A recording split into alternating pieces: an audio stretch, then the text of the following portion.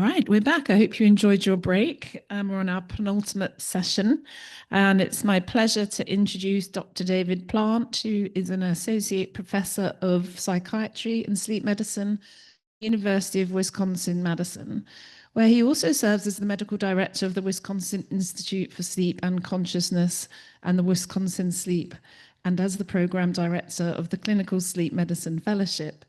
He has served as the chair of the ICSD 3-Text Revision Hypersomnolence Section Working Group and chair of the Medical Advisory Board for the Hypersomnia Foundation. Dr. Plante is a clinician-scientist whose research focuses broadly on central nervous system disorders of hypersomnolence, with particular interest in idiopathic hypersomnia, as well as the interface of sleep and neuropsychiatric disorders. Thank you for joining us. They gave me a lavalier, so can people hear me okay? And hopefully the folks at, joining us virtually. So I'm going to be talking about the prevalence and course of idiopathic hypersomnia. It's a bit of an encore of a talk I gave last year with a little bit of updates. So I realize everyone in the room may not be familiar with what the term prevalence means. So just to make sure we're on the same page, I'm going to kind of walk through some basics. So in medicine, when we think about prevalence, what we really mean is basically the number of existing cases of a disease. So in the case of idiopathic hypersomnia, the number of people who have idiopathic hypersomnia at a given time, okay? This gets confused with incidence quite frequently. Incidence is a little bit different. Incidence is the number of new cases that occur within a given period of time, okay? So prevalence is how many people have the disease. Incidence is how many people develop the disease within a window of time. So how many people have idiopathic hypersomnia? That's a complicated question. Really, the estimates in the past have been based largely on what we've done in the sleep clinic. So who comes in to see us in clinical sleep medicine, who ultimately are given a diagnosis of idiopathic hypersomnia. And generally speaking, the historical sort of older data has estimated that somewhere between 0.002 and 0.01% of people in the population might have idiopathic hypersomnia. That number is very hard to understand, right? So really you can think of it as these estimates are between 1 in 10,000 people and 1 in 50,000 people, okay? One of the challenges is most of our estimates have been based, again, on people who present to attention for evaluation and get a polysomnogram and a multiple sleep latency test when there's a suspicion of the disorder, right? So it's already a very biased sample. So as a result, besides that, we also have to take into account that not everybody shows up to a sleep clinic for evaluation, right? So that too is a self-selected population. And what we often have to do to estimate the numbers of people with IH is we have to look at who comes into our sleep lab and sort of take an estimate of that and then estimate how many people have these other sleep disorders and then compare them to the general population. So it's a really tricky way to extrapolate out how many people have idiopathic hypersomnia. Another way of trying to figure out this conundrum is to use insurance claims data. So this basically involves looking at very large data sets. And there have been studies that have used data, especially from the US and also other countries, that have actually found reasonably similar estimates. So the way that these studies work is they take a very large claims data set and they look for people who are diagnosed or have a diagnostic code of idiopathic hypersomnia. And so reasonable estimates are somewhere between 7.8 and 10.3 people per 100,000. More recently, there was some work out of Japan that also has my understanding is a similar insurance system to ours where not everyone has sort of a single option for care. And their prevalence estimates too were about 8.5 per 100,000. So reasonably similar. They also estimated annual incidence of IH at 1.4 per 100,000 cases. Also, another recent estimate out of Taiwan suggests that maybe the prevalence is even lower. So they have, my understanding of their health system is basically all 23 million people in Taiwan are covered by sort of a singular entity. And they estimated that only like 0.5 to just over 1 people per 100,000 might have IH, and a relatively low annual incidence of less than 1 per 100,000 persons. Okay. The problem with all of these estimates, though, fundamentally is there's a real problem with bias that creeps into these studies. So the biggest in these cases is that you're going to neglect or ignore or omit people who, for whatever reason, don't generate claims, right? So if they don't show up to care in the first place, regardless of what kind of care it is, you're not going to be able to identify them in these types of data sets. Another big problem is that the electronic medical record relies entirely on the accuracy of diagnostic coding for this type of work. And for anyone who's ever done any work with an EMR, or you know that the coding is a little bit tricky.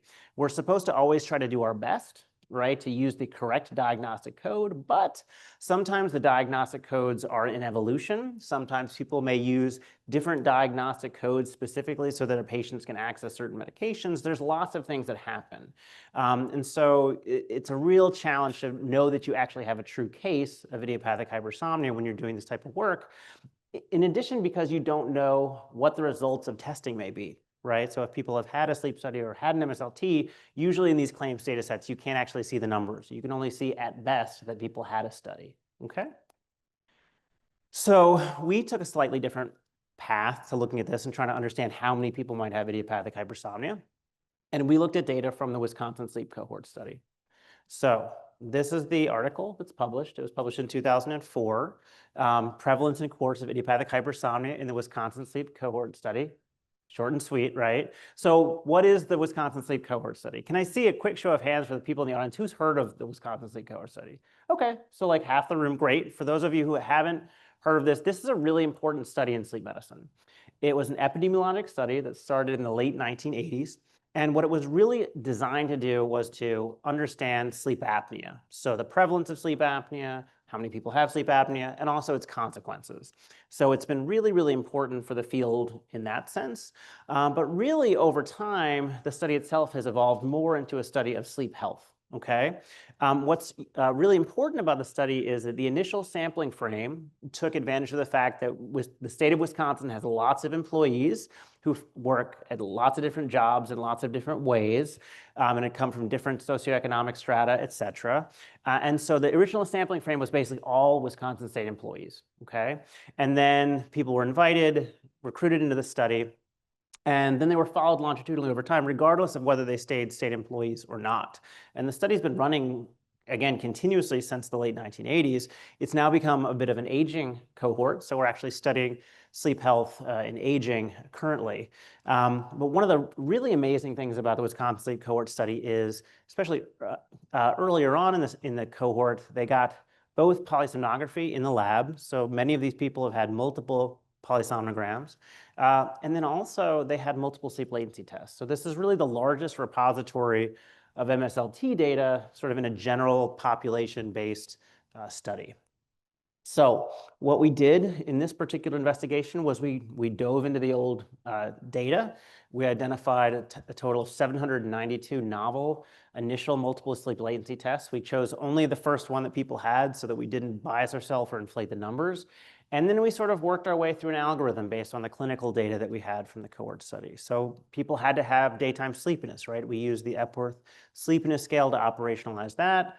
And then we identified people who had obstructive sleep apnea, again, because they had gold standard in-lab polysomnograms. We removed those folks. We removed people who had sleep deprivation before their studies. We removed people who were shift workers. And then we also looked for people who had, again, a mean sleep latency below 8. People had to have less than basically 2 SOREMs so that they wouldn't be considered to potentially have narcolepsy. And we winnowed it down from 792 to 19, what we call potential or candidate IH cases. Then I went back into these old paper files and sort of dug through the records that we had to try to adjudicate them to see if they were potentially more likely to be IH cases. So there were some people that clearly they wouldn't meet criteria for IH because most of them were either they didn't get sufficient amounts of sleep at night habitually, and then some others clearly had medications that would probably cause them to be sleepy.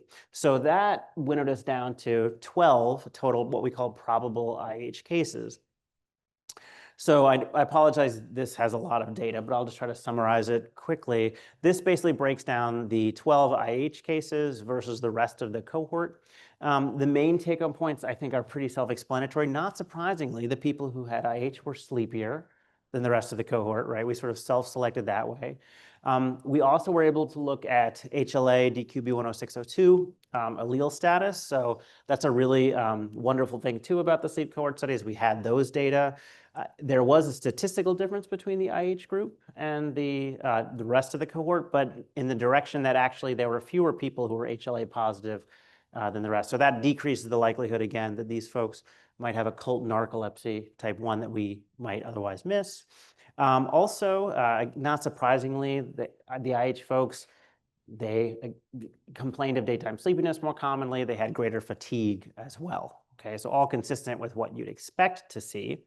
They had trend level increases in total sleep duration compared to the rest of the cohort, both sort of habitually and then also especially on the weekends.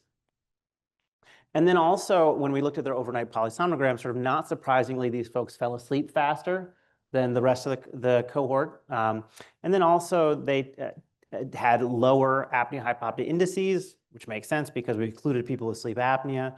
They did have slightly more periodic limb movements of sleep, which we'll talk about in the context of some sensitivity analyses we did. And then not surprisingly, they had shorter mean sleep latencies on their MSLT. Again, we use that as sort of a diagnostic definition to identify people with idiopathic hypersomnia. So the biggest take-home point, the most sort of interesting thing that I think about this study is that we estimated, based on these 12 cases and the total number of people that we had to draw from, a prevalence of about 1.5%, so a confidence interval of 0.7 to 2.4. So the truth, 95% of the time, our estimate's going to be in that window, right? And the main estimate we have is 1.5%. That's a lot higher, right, than what's been reported in the literature previously that looked at these other types of data sets. We did some things to try to understand the data a little bit more. So we removed all cases that had a periodic limb movement index above 15 to completely remove the possibility that folks might have periodic limb movement disorder. And in that case, the estimate is about 0.5%, so it certainly decreases it. But still, that is 1 in 200 people, putting it on the same sort of level as, say, Parkinson's disease, okay? We also took a look at sort of cases that might have been a little bit borderline for narcolepsy. So there were 3 cases that had one singular sleep onset REM period on their MSLT. This wouldn't mean that they met criteria for a diagnosis of narcolepsy, but sometimes that's considered to be a gray area. Importantly, all of those cases were HLA negatives, which means they basically wouldn't have had type 1 narcolepsy. And then also, none of the cases had an overnight sleep onset REM period either, again, decreasing the likelihood that we miscategorized them as having narcolepsy. So again, what's really important and I think useful to think about with this work is that our prevalence estimates using a general population-based data set really suggest there may be a lot more people with IH than generally appreciated, okay? What was fascinating to me is also that these estimates of 1.5% of the population are very, very similar to estimates of a related disorder, something called hypersomnolence disorder, which is what the Diagnostic and Statistical Manual, the DSM in psychiatry and psychology uses to sort of have as a parallel to idiopathic hypersomnia. The main difference being there are no requirements for specific testing on like MSLTs, okay? So why is there a discrepancy between the work that we are doing and what's been done previously? There's probably a lot of things to think about. So one is we may be failing to identify pathology. So there may be a lot of people with IH in the community and we're just not getting it right as clinicians. People may not be able to access care for one reason or another, right? A lot of people with IH may also be out in the world and not seeking medical evaluation. So there's lots of other things that could be at play as well. But again, the main take-home point is we think there may be a lot more people with IH than generally appreciated. So this is important too, because this sort of suggests where it's the tip of the iceberg, right? So the people who may be coming to see me and other providers and folks in clinic may just be one of a few, a much larger group of folks. I think also it has impacts on how we think about IH in the International Classification of Sleep Disorders. I know it was mentioned that I was involved in the text revision of some of the diagnostic criteria, and eventually we'll work on the next version. But right now we don't, and in our study, have any criteria for being functionally impaired by the daytime sleepiness, because that's not currently required. But I think that really the biggest question is, does this mean that we should consider IH a rare condition?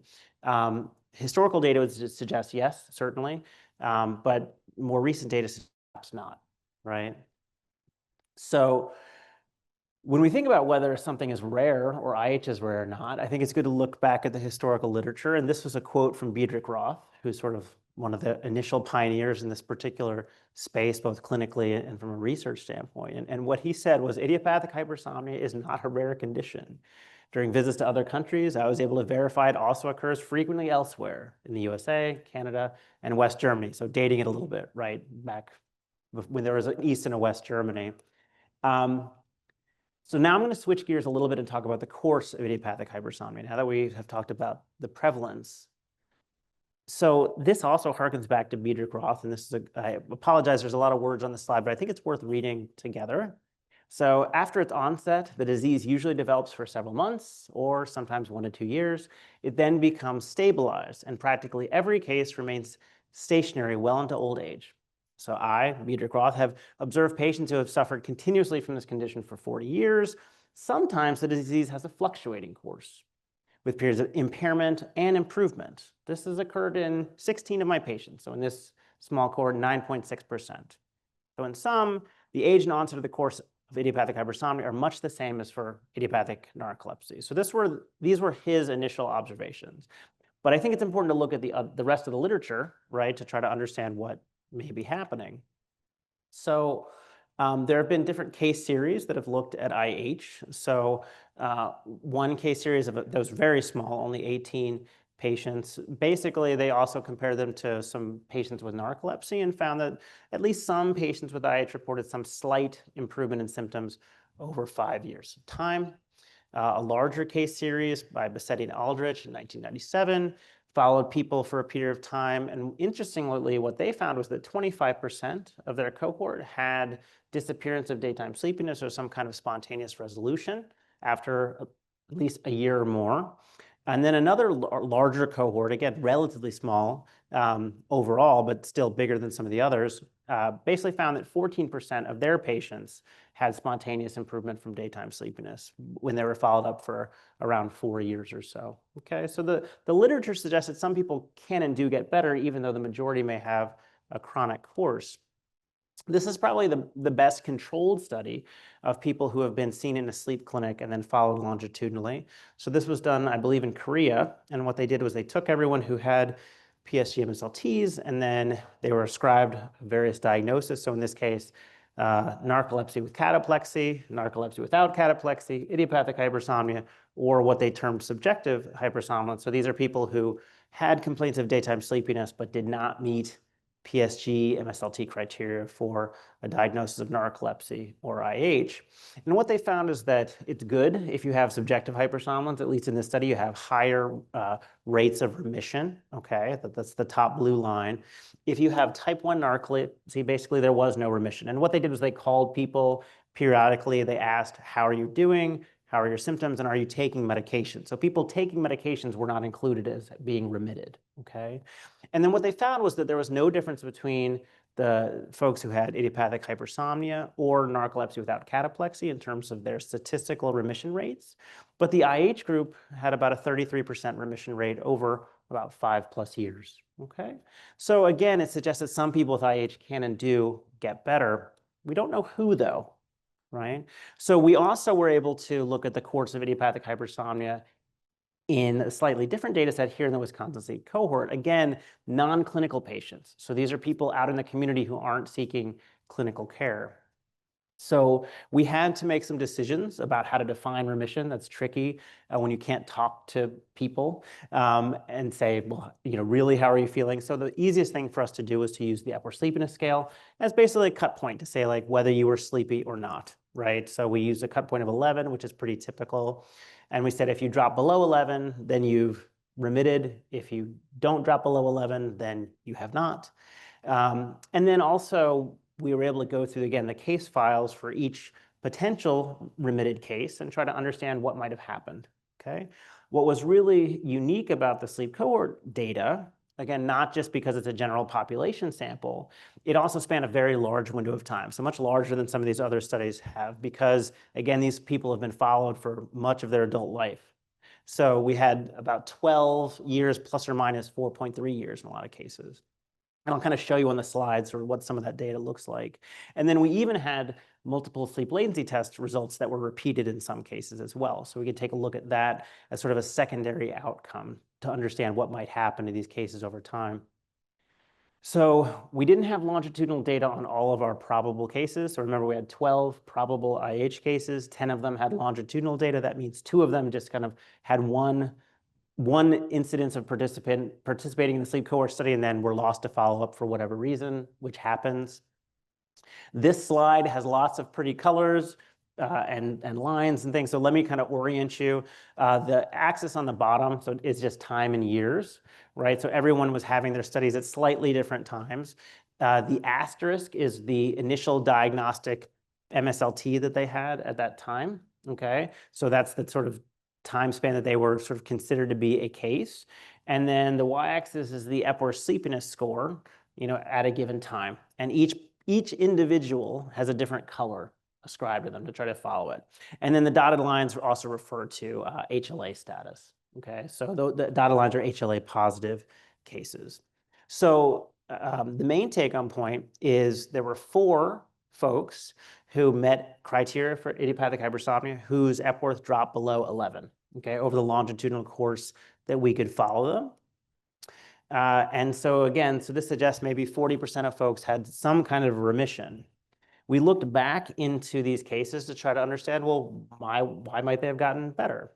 None of them got started on what I'd consider to be standard treatments. No one was put on a stimulant or started a stimulant. No one started like a medication like modafinil. And this was also older historically data, so no one was on oxybate or anything like that. And then 3 of the 4 cases who remitted seem to have some potential cause for them getting better. So one of the participants increased their caffeine use very substantially by 3 beverages per day. I'm not recommending you do this, by the way. Somebody else had started carnitine and melatonin supplements. Again, that may or may not be relevant, but potentially. And then another patient started an SSRI, which in some cases can be helpful for some symptoms. And then one case, we couldn't find any reason that their symptoms might have changed, so they were considered to be what we'd call like a spontaneous remission. So we also looked at the MSLT data. So we had data in 8 of the participants who had longitudinal MSLT data. So again, same type of pattern where time is on the x-axis.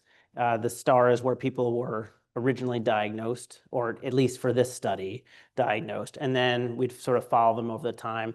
The circles with the dots around them are people who had a singular sleep onset REM period on their MSLT. And the second, third, and fourth is the NAP number that they had that. And again, no one who had repeat MSLTs had 2 or more SORMs on any singular MSLT, if that makes sense. What we found was that when we conducted a second MSLT, about half of the people remained in sort of the pathologic range for diagnosing IH, and the other half didn't. But what was sort of not surprising but problematic is that most of those folks who had a non-pathological MSLT remained sleepy according to their Epworth score, okay? So, and then we had a couple of participants who had a third MSLT longitudinal. Okay, again, these are people in the general population. And the same kind of story. One of them remained in a pathologic range, the other one did not.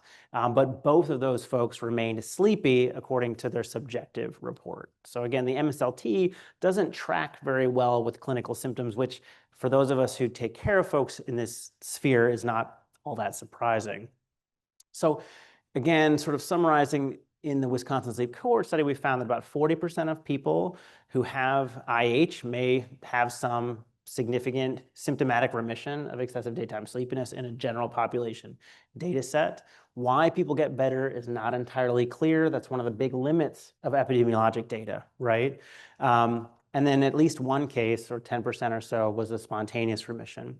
And again, the MSLT does not seem to be that helpful to follow longitudinally in terms of like, it doesn't parallel subjective sleepiness for folks.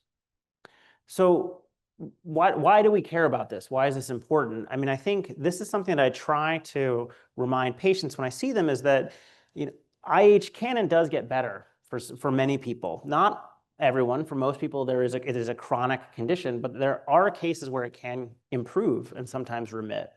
And also, I think this is strengthened by the fact that even though there's not a lot of data, we're seeing similar types of patterns across different types of studies now in terms of remission. And it really underscores the fact that what we need to do, I think, as a field, is to identify those who do remit and then try to understand the factors that were involved in the remission, right? Because that may give us some really important scientific clues to follow up on as to what we can do to try to help other people get better, okay?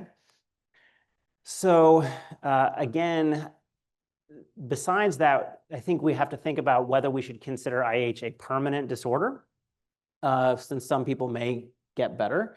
It's going to be chronic, which is slightly different than permanent. And then also it sort of begs to ask the question, should we consider the course of the illness somehow in our diagnostic criteria or how we define the disorder? So all open questions. Now, all of this work, I would say, there's certainly caveats, right? So the Wisconsin Sleep Cohort studied people mostly midlife to older age, okay, at least at the data slice that we had.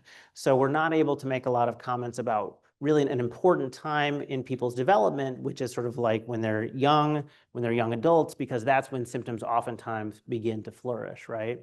Also, our prevalence of IH may be impacted by the choice of how we define people with sleep apnea, right? So you can use a more conservative or aggressive threshold. We sort of picked a middle ground for that, where we said anyone with an apnea-hypopnea index of 5 or more, using what the Center for Medicaid Services defines as a hypopnea.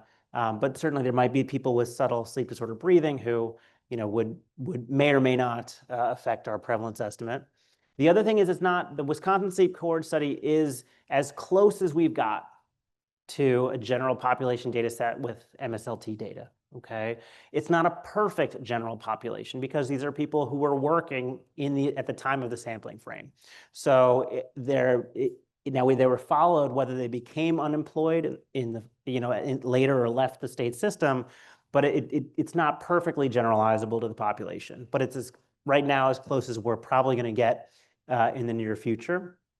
Also, not everyone who participated in the sleep cohort study was willing to do a PSG MSLT. It sort of always boggles my mind because these are basically healthy people participating in a study who are willing, like, you guys know how hard a PSG MSLT is, right? So imagine like not being sleepy necessarily and being willing to do like not just one, but in many cases like 2 or 3 like PSG MSLTs on top of all the other things. So the cohort study, these are really amazing volunteers, to be honest with you. So, but not everybody wanted to do the MSLT, so there may be a little bit of bias there.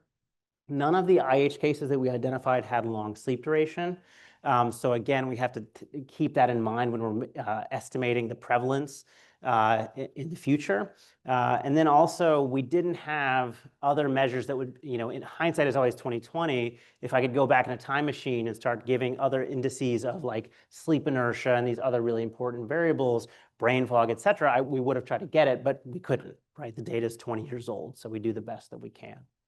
So in conclusion, IH may be much more prevalent or common than generally considered.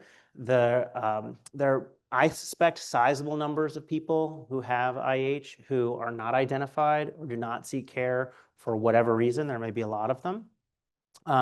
People with IH can and do have remission of symptoms, although for the majority of folks, it does seem to be a chronic condition. And again, I'd stress that research that really tries to clarify what may be responsible for symptomatic remission may lead to novel therapeutic strategies. So with that, I will wrap up. I will thank you guys for your attention. I know it's been a long day. I am the penultimate talk, though, so there's one other person to come. And I just also want to thank, obviously, my department, my collaborators, my colleagues, and then also the various sources of funding that we have for this research. So thank you for your time and attention.